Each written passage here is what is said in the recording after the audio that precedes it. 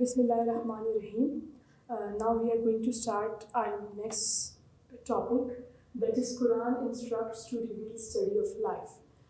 जो साइंस में आजकल जो स्टडीज हो रही हैं and science discover different things but that was already mention in Quran पाक. So origin of life originated in oceans. Simple cells evolved into plants and animals. जैसे कि आजकल जदीद टेक्नोलॉजी से और साइंस ने डिस्कवर किया है, ये कंफर्म कर दिया है कि लाइफ कैसे स्टार्ट हुई. लाइफ जो है ना ओशन में, समंदर में स्टार्ट हुई. मुख्तलिफ केमिकल रिएक्शंस के बाद एक बैक्टीरियल सेल वजूद में आया. ठीक है, तो ये साइंस ने कहा कि एक सिंपल सेल में एवोल्यूशन हुई. वो एक सिंगल सेल जो प्रोकैरियोटिक बैक्टीरिया था उसमें चेंजेस आई वक्त के साथ. वो इवॉल्व हुआ 100 सालों में. आस्ता आस्ता चेंजेस आने के बाद वो एक single cell living organism, complex living organism में तब्दील हुआ. उससे बाकी एनिमल्स और प्लांट्स वजूद में आए उसी सिंगल सेल से. सो कुरान पाक में क्या मेंशन था, ऑलरेडी ये चीज़ मेंशन थी. Did the unbelievers who do not accept the teaching of Prophet not realize that heavens and the earth were one solid mass? Then we tore them apart and we made every living being out of water. Will they then not believe that we created all this? Quran पाक में ये चीज़ already mention थी कि जो हमने जानदार चीज़ों को, अल्लाह ताला ने कहा कि मैंने जानदार चीज़ों को पानी से बनाया. अभी जाके साइंस ने ये बात साबित की है नई टेक्नोलॉजी से कि पानी में, समंदर के अंदर केमिकल रिएक्शन से लिविंग ऑर्गेनिज्म वजूद में आया, जो चीज़ कुरान पाक में पहले से मौजूद थी. कि वो जो अनबिलीवर्स हैं, जो हज़ूर सल्लल्लाहु अलैहि वसल्लम को नहीं मानते, जो कुरान पाक को नहीं मानते, क्या वो ये नहीं देख रहे हैं कि ये पूरी दुनिया, जो जन्नत और जो हेवन है और हमारे पास हेल है, दोनों एक सॉलिड मास थे. फिर हमने उसे अलग किया और उससे दुनिया बनाई और किस तरह समंदर में पानी से जानदार चीज़ों को पैदा किया. क्या फिर भी वो इन सब चीज़ों को देखने के बाद भी हज़ूर सल्लल्लाहु अलैहि वसल्लम पे और अल्लाह ताला पे यकीन नहीं रखते? मतलब जितनी भी डिस्कवरीज़ होती हैं, जितनी भी ज़्यादा साइंस तरक्की करती है, जितना भी ज़्यादा पढ़ लेते हैं और हर एक चीज़ को बहुत गौर से ऑब्ज़र्व करना शुरू करते हैं, उस पर गौर करते हैं, उनको समझने की कोशिश करते हैं, अल्लाह ताला की बनाई हुई चीज़ों को जितनी ज़्यादा नज़दीक से देखते हैं, उसको सोचते हैं, समझते हैं कि कैसे वजूद में आई, कैसी बनी, किस तरह बनाई गई, तो इससे हमारा ईमान और भी ज़्यादा मजबूत हो जाता है कि वाकई एक ऐसा, ये खुद से चीज़ें वजूद में नहीं आ सकती. कोई क्रिएटर है, कोई बनाने वाला है जो इन सब चीज़ों को एक प्रॉपर तरीके से वक्त के साथ जो अल्लाह ताला ने बनाई और इनको एक प्रॉपर शेप दी, एक प्रॉपर काम दिया, जो वक्त के साथ अपना, जिसमें तब्दीलियाँ भी आती गई और एक लिविंग ऑर्गेनिज्म से मुख्तलिफ लिविंग ऑर्गेनिजम्स बनते गए. एक सिंगल सेल बैक्टीरिया जो समंदर में केमिकल रिएक्शंस से वजूद में आया और वक्त के साथ साथ उसी एक सिंगल सेल में जब तब्दीली आती गई और कॉम्प्लेक्स लिविंग ऑर्गेनिजम्स बनते गए और फिर हम जैसे जो सबसे ज़्यादा कॉम्प्लेक्स लिविंग ऑर्गेनिजम्स हैं, इंसान वजूद में आए. फिर pairs of plants and animals, जैसे कि हम आप देखते हैं कि हमारे पास हर चीज़, चाहे पौधे हों या जानवर हों या बर्ड्स हैं, हर चीज़ की जोड़ी है, मेल और फीमेल पार्टनर्स हैं. और फिर इन मेल और फीमेल पार्टनर्स में गैमीट्स का एक्सचेंज होता है.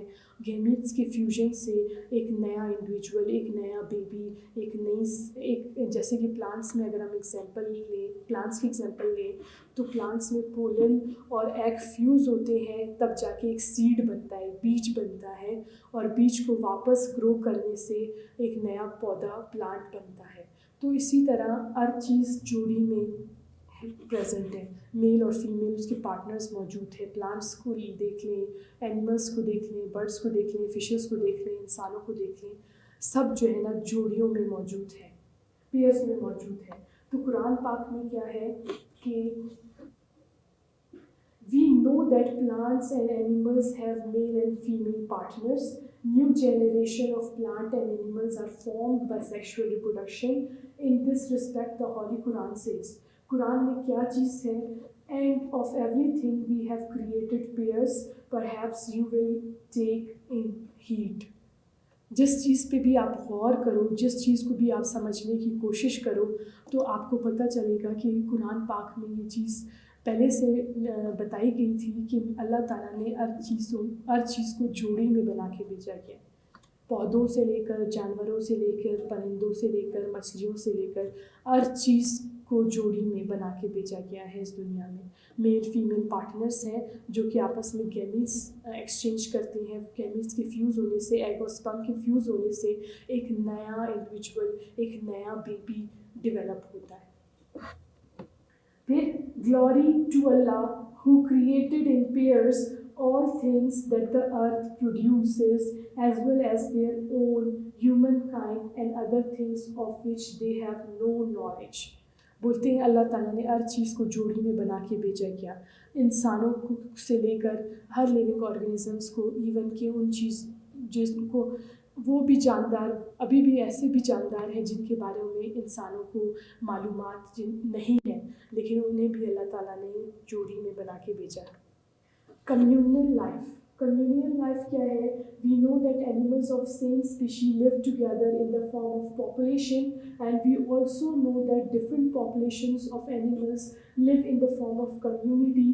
For communal life Quran says, ठीक है, हमें पता है कि जो जितने भी लिविंग ऑर्गेनिजम्स हैं, जितने भी जानदार हैं, एक स्पीशी, वो लिविंग ऑर्गेनिजम्स जो आपस में इंटरब्रीड कर सकते हैं और एक फर्टाइल ऑफस्प्रिंग प्रोड्यूस कर सकते हैं, उसे स्पीशी कहा जाता है। तो वो वाले लिविंग ऑर्गेनिजम्स जो आपस में गैमीट्स एक्सचेंज करके एक नया इंडिविजुअल, फर्टाइल इंडिविजुअल बना सकते हैं, प्रोड्यूस कर सकते हैं, जो फर्दर फिर से रिप्रोडक्शन कर सकता है, उसे फर्टाइल कहा जाता है। ठीक है, तो इस तरह के जो स्पीशीज़ हैं वो साथ रहते हैं। और जैसे कि हम इंसानों का ग्रुप है, तो हम इंसान सारे साथ रहते हैं, हम एक पॉपुलेशन कहलाते हैं। लायंस हैं, वो आपस में इंटरब्रीड कर सकते हैं और फर्टाइल ऑफस्प्रिंग प्रोड्यूस कर सकते हैं, मेल फीमेल लायंस हैं। तो ये लायंस के ग्रुप को कहा जाता है एक पॉपुलेशन, लायंस का पॉपुलेशन। इसी तरह फ्लावर्स हैं, गार्डन, एक गार्डन को ले लें तो वहाँ पे फ्लावर्स भी हैं, ट्रीज़ भी हैं, ह्यूमंस भी पाए जाते हैं, बर्ड्स भी हैं, बटरफ्लाइज भी हैं, स्नेल्स भी हैं। तो ये मुख्तलिफ़ पॉपुलेशन के लोग, मुख्तलिफ़ जानदार, मुख्तलिफ़ लिविंग ऑर्गेनिजम्स जब एक साथ एक जगह पे एक टाइम पे मौजूद हैं, तो इन्हें कम्युनिटी कहा जाता है। तो इस चीज़ को आज हम जब हम गौर करें तो दुनिया में मुख्तलिफ़ जगहों पे कम्युनिटीज़ हैं, इकोसिस्टम्स हैं। तो कुरान पाक में क्या चीज़ मौजूद है इस बारे में? There is not an animal on the earth, nor a being that flies on its wings, but from part of communities like you. कि जितने भी यहाँ पे लिविंग ऑर्गेनिजम्स हैं, जितने भी जानदार चीज़ें हैं, वो कम्युनिटी बनाते हैं, वो एक साथ रहते हैं, एक दूसरे पे डिपेंड करते हैं ज़िंदा रहने के लिए। तो ये कुरान पाक में ऑलरेडी मौजूद है, जिसे आज साइंस जिसको के बारे में रिसर्च किया। ह्यूमन एम्ब्रियोलॉजी, एम्ब्रियोलॉजी क्या चीज़ है? एक ऐसी स्टडी है जिसमें हम पढ़ते हैं कि एक सिंगल सेल से जब एग और स्पर्म फ्यूज़ होता है, जाइगोट बनता है, वो एक सिंगल सेल है, उसमें कैसे सेल डिविजन्स होती हैं और एक सिंगल सेल जाइगोट से कैसे एक पूरा बेबी मदर बॉडी में डेवलप होता है। ये एक साइंस की ब्रांच है, बायोलॉजी की ब्रांच है एम्ब्रियोलॉजी, जिसमें हम ग्रोइंग बेबी की स्टडी करते हैं कि एक जाइगोट से, एक सिंगल सेल से एक पूरा एक बेबी कैसे डेवलप होता है। तो इसके बारे में कुरान पाक में क्या मौजूद है? There are many verses in Holy Quran which stress upon the study of different branches of biology to explain the development of embryo. The Holy Quran says, He makes you in the wombs of your mother in stages, one after another, in 3 veils of darkness. आपको बनाया गया mother body के अंदर, ठीक है, और जो कि एक डार्क एरिया है, मदर वॉर्म के अंदर एक डार्क 3 पर्दों के अंदर आपको बनाया गया, और एक इंसान वजूद में आता है मुख्तलिफ़ स्टेजेस से गुज़र कर, और आज साइंस में जब एम्ब्रियोलॉजी में हम स्टडी करते हैं, पढ़ते हैं, तो हमें पता है कि एक सिंगल सेल में चेंजेस आती हैं और स्टेप वाइज उसमें चेंजेस आने के बाद एक कंप्लीट बेबी डेवलप होता है। तो ये चीज़ कुरान पाक में कई साल पहले मौजूद थी। नेक्स्ट, अभी हमारा जो नेक्स्ट टॉपिक है जिसे हम कंटिन्यू कर रहे हैं, that is contribution of Muslim scientist. जो मुस्लिम साइंटिस्ट थे उनकी क्या कंट्रीब्यूशन है साइंस की फील्ड में। बहुत सारे साइंटिस्ट हैं, मुस्लिम साइंटिस्ट हैं जिन्होंने बहुत ज़्यादा काम किया, साइंस के मुख्तलिफ फील्ड्स में काम किया और बहुत फेमस उनके डिस्कवरीज हैं। जाबिर बिन हयान इसमें इस पिक्चर में आप देख सकते हैं, ये जाबिर बिन हयान है, एक मुस्लिम साइंटिस्ट थे। इन्होंने बहुत सारे बुक्स, किताबें लिखी, साइंस पे रिसर्च किया और मुख्तलिफ काम किए। ईरानियन मुस्लिम साइंटिस्ट थे और ये ईरान में पैदा हुए और इराक़ में इन्होंने स्टडी की, मेडिसिन की, wrote books on plants and animals, मुख्तलिफ किताबें लिखी इन्होंने प्लांट्स और एनिमल्स पर। और इनकी जो मशहूर किताबें हैं, अल-नबातात, वो प्लांट्स के बारे में है, अबाउट प्लांट्स, एंड अल-हैवान जो है about animals. Al Hayawan Jabir bin Hayyan की एक किताब है जो इन्होंने एनिमल्स पर लिखी। Next, contribution of Muslim scientist, जिसमें अब्दुल मलिक अस्माई ये एक मुस्लिम साइंटिस्ट हैं। इन्होंने बहुत ज़्यादा काम किया, इन्होंने मुख्तलिफ किताबें लिखी और इनकी जो मशहूर किताबें हैं, आफ्टर हिज रिसर्च इन्होंने जानवरों पर मुख्तलिफ किताबें लिखी हैं, जिनमें है al Khail about horse, al Wahsh about animals, al Abil about camel. ठीक है, इन्होंने मुख्तलिफ किताबें लिखी जो हॉर्सेस के बारे में, एनिमल्स के बारे में, कैमल के बारे में।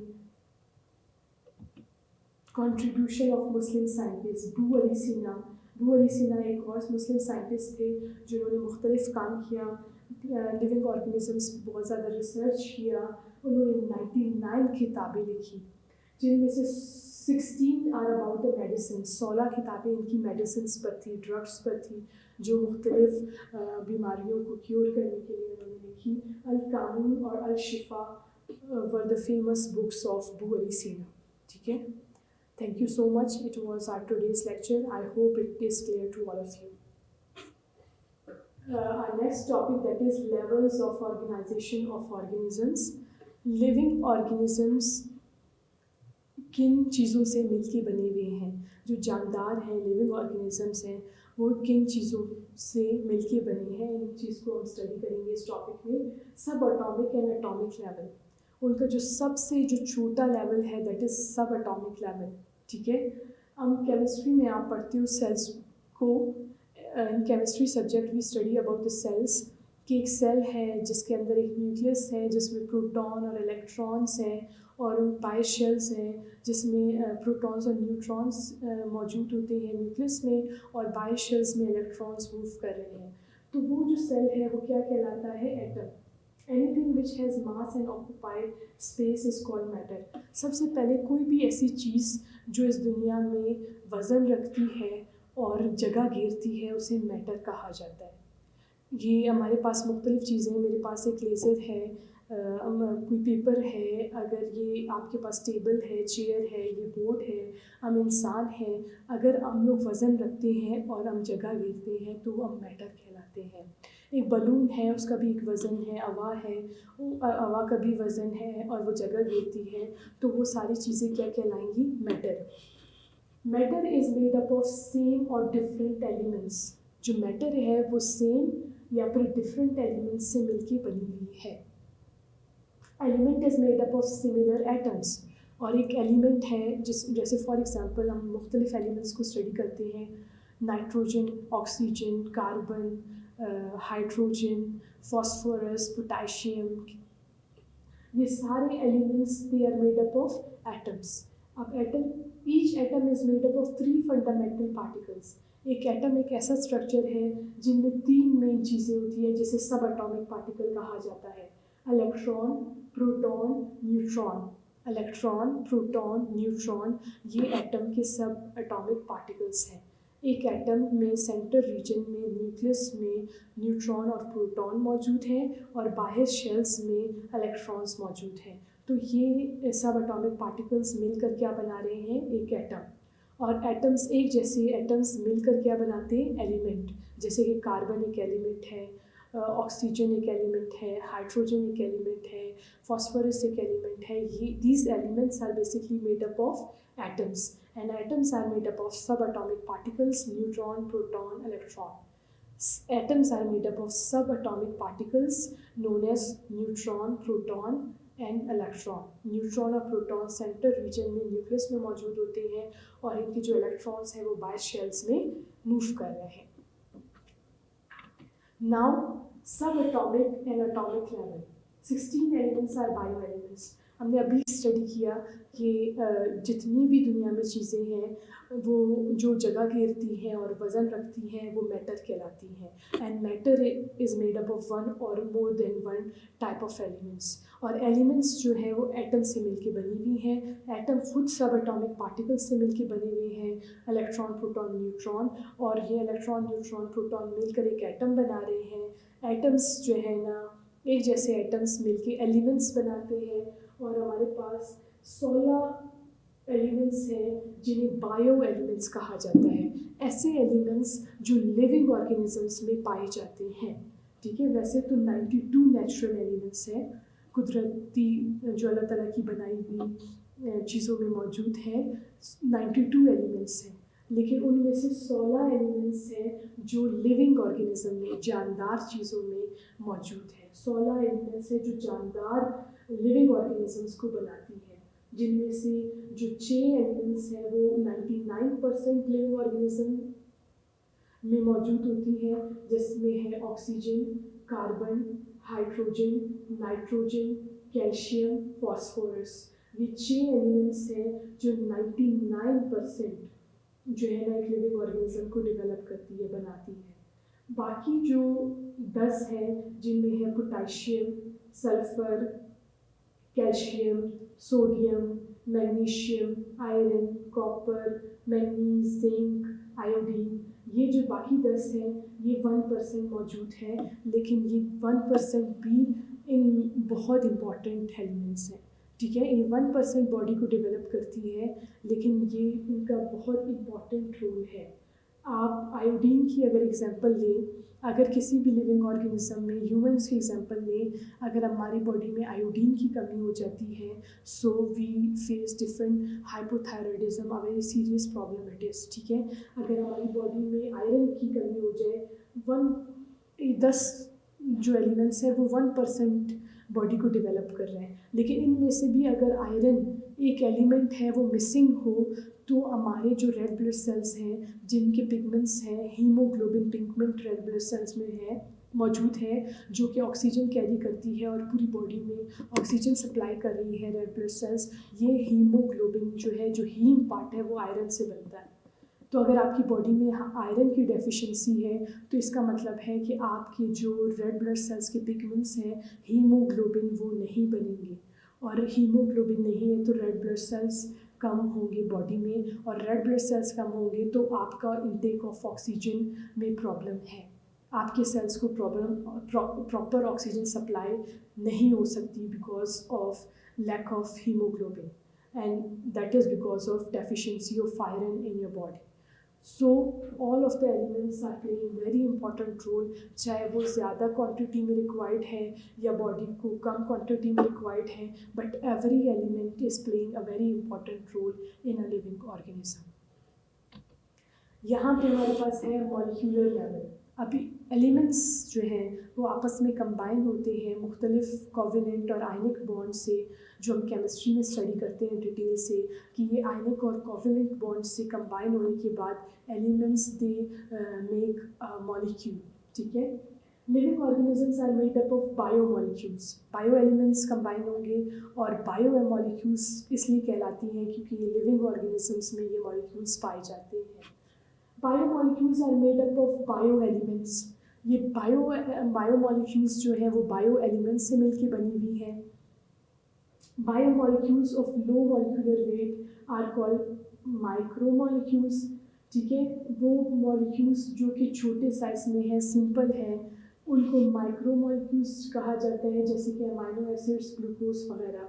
और bio molecules have higher molecular weight, जो ज़्यादा कॉम्प्लेक्स मॉलिक्यूल्स हैं, जो ये छोटे मॉलिक्यूल्स मिलकर बनती हैं बड़े लार्ज साइज के कॉम्प्लेक्स मॉलिक्यूल्स, उनको कहा जाता है मैक्रो मॉलिक्यूल्स, जिनमें आ जाते हैं proteins. They are made up of amino acids. जो छोटे कॉम्प्लेक्स सिंपल मॉलिक्यूल्स हैं ना, अमाइनो एसिड्स, जब ये आपस में कनेक्ट होते हैं और एक लार्ज साइज का मॉलिक्यूल, कॉम्प्लेक्स मॉलिक्यूल बनाते हैं, then it is known as proteins. Amino acid छोटे मैक्रो मॉलिक्यूल्स कंबाइन होकर, माइक्रो मॉलिक्यूल्स जो अमाइनो एसिड्स हैं वो कंबाइन होकर, कनेक्ट होकर एक large size complex macro molecule को डेवलप करते हैं। इसी तरह स्टार्च है, is made up of glucose molecules. Glucose macro molecules हैं, छोटे साइज के स्मॉल मॉलिक्यूल्स हैं, ये जो आपस में कंबाइन होते हैं glucose, and they make a big complex structure, तो वो प्रोटीन स्टार्च बनता है। लिपिड्स इसी तरह हमारे पास जो फैटी एसिड्स हैं और कोलेस्ट्रॉल हैं, ये छोटे मैक्रो मॉलिक्यूल्स हैं। जब ये आपस में कनेक्ट होते हैं, बहुत सारे फैटी एसिड्स और कोलेस्ट्रॉल के मॉलिक्यूल्स आपस में कनेक्ट होने के बाद ये एक कॉम्प्लेक्स और बड़ा लार्ज साइज का मॉलिक्यूल बनाती है, and that large size complex molecule, macro molecule, is known as lipid. ये बात आपको पता होनी चाहिए कि जितने भी लिविंग ऑर्गेनिज्म हैं वो 4 मेजर मैक्रो मॉलिक्यूल से मिलके बनते हैं। Carbohydrates, nucleic acid, protein and lipid. Protein, carbohydrate and nucleic acid, ये 4 मेजर मैक्रो मॉलिक्यूल्स हैं जो लिविंग ऑर्गेनिजम्स को बनाती है। कौन से 4 मेजर मैक्रो मॉलिक्यूल्स हैं हमारे पास? Protein, carbohydrates, lipids and nucleic acids, जिनमें डीएनए और आरएनए है। ये 4 मेजर मैक्रोमोलिक्यूल्स हैं जो कि लिविंग ऑर्गेनिजम्स को की पूरी बॉडी को डेवलप कर रहे हैं। अभी ये molecules, they are made up of elements.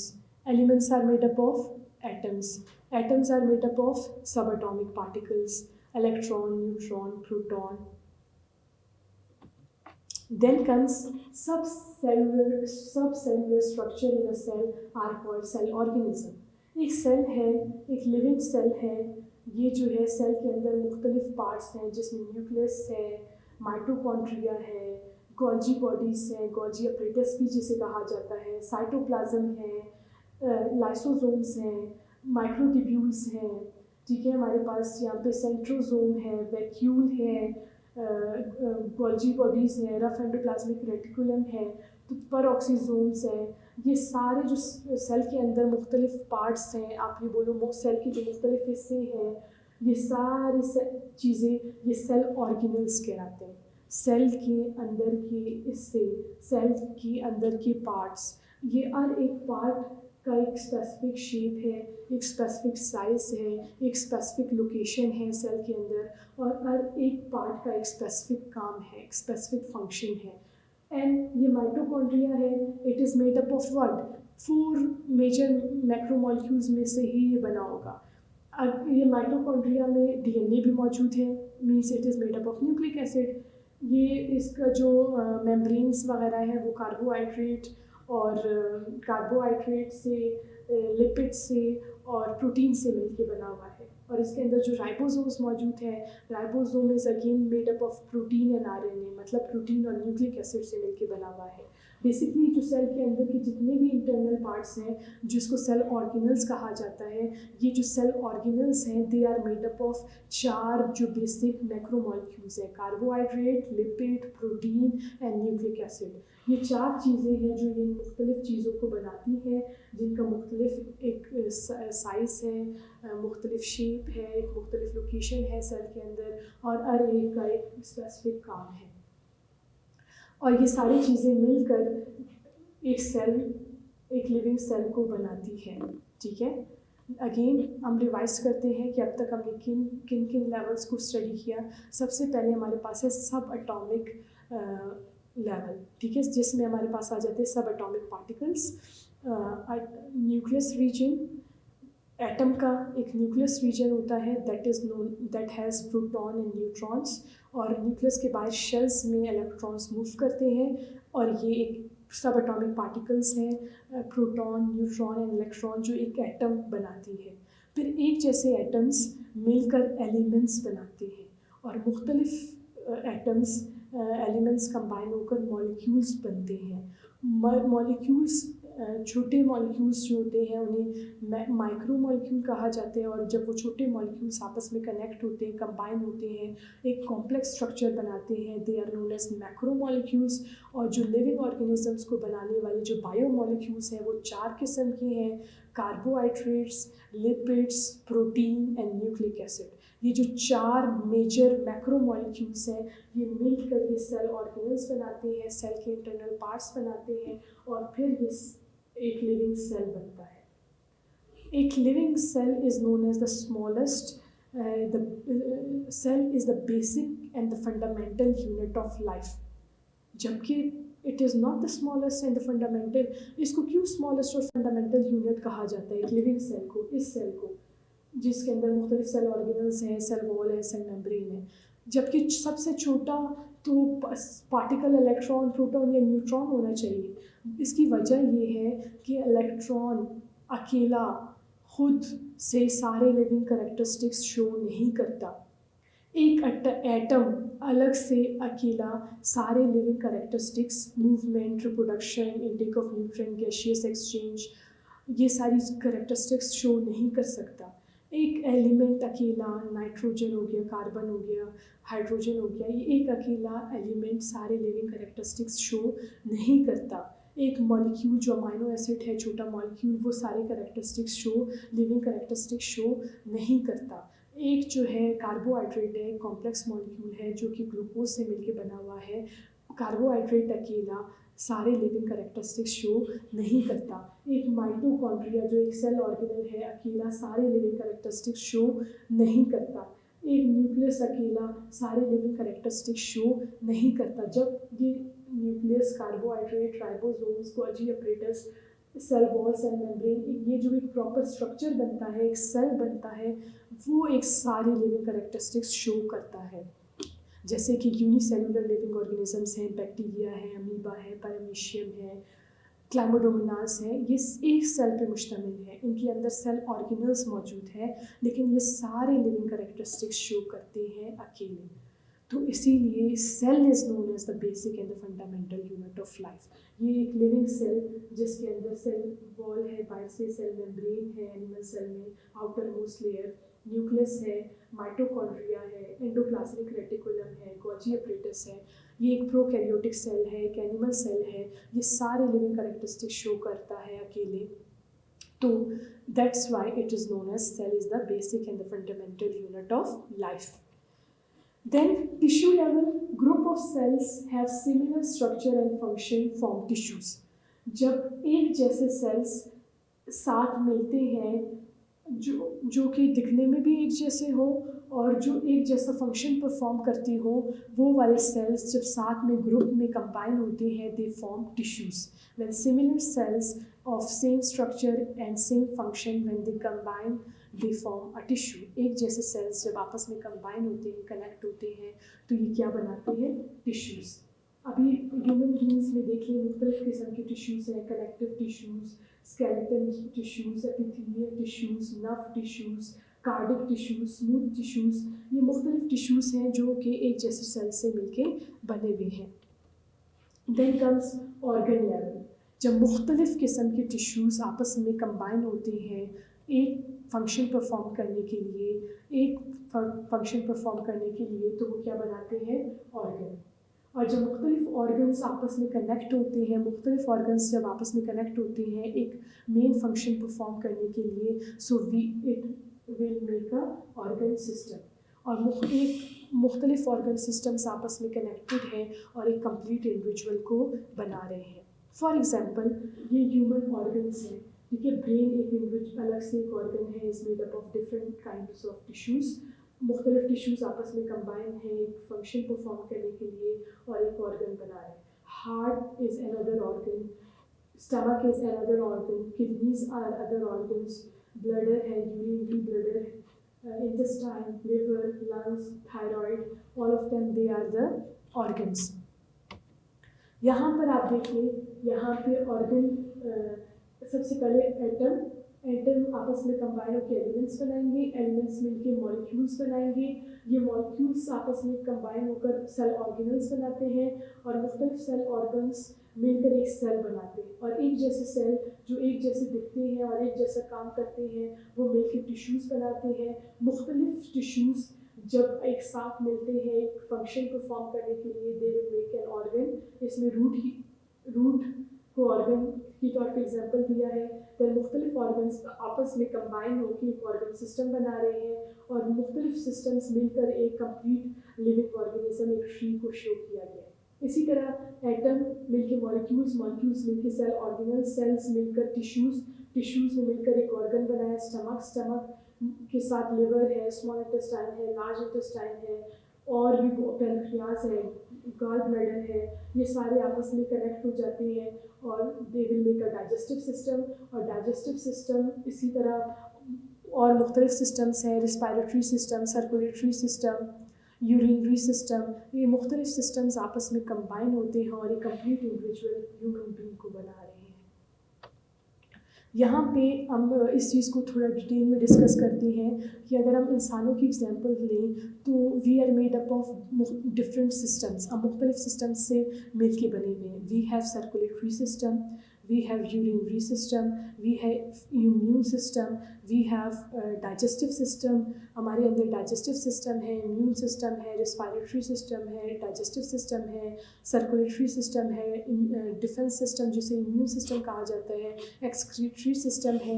क्या हम इनमें से किसी एक भी सिस्टम के बगैर ज़िंदा रह सकते हैं? No, it is not possible। या सिर्फ digestive system हटा दो, हम ज़िंदा नहीं रह सकते। Why? Because we are the complex living organism।